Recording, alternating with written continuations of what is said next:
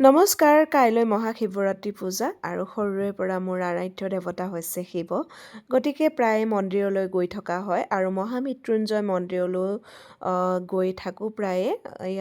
যোৱা ভাদ মাহত গৈছিলোঁ আৰু ভাদ মাহত যাওঁতে একেবাৰে বৰদোৱাটো সোমাই আহিছিলোঁ আৰু প্ৰত্যেকবাৰে গ'লে মন ভৰি পৰে আচলতে। আৰু আপোনালোকে যিসকলে গৈছে জানেই বাৰু, আৰু যিসকলে যোৱা নাই তেওঁলোকে ৰাতিপুৱা 10 বজাৰ আগতে গৈ পাবলৈ চেষ্টা কৰিব, কাৰণ আৰতি আৰম্ভ হৈ যায় 10:30 পৰা আৰু সেই আৰতিভাগ পালে আচলতে মন্দিৰলৈ যোৱা যেন সাৰ্থক লাগে আৰু মন প্ৰাণ ভক্তিভাৱেৰে ভৰি পৰে। আৰু এতিয়াও মানে আৰতিভাগৰ কথা মনত পৰিলে গাটো যেন শিউৰি উঠে এনেকুৱা লাগে।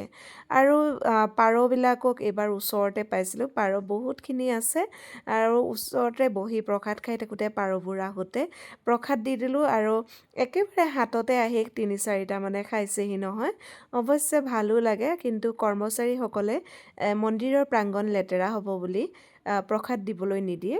যিহেতু আমি যাওঁতে তেতিয়া চাফা কৰি আছিলে, সেয়ে আমি প্ৰসাদ দিব পাৰিছিলোঁ আৰু প্ৰসাদখিনি খালে ধুনীয়াকৈ পাৰকেইটাই ভাল লাগিলে। যিসকলে যোৱা নাই আপোনালোকে ৰাতিপুৱা 10টা বজাৰ আগতে যাব চেষ্টা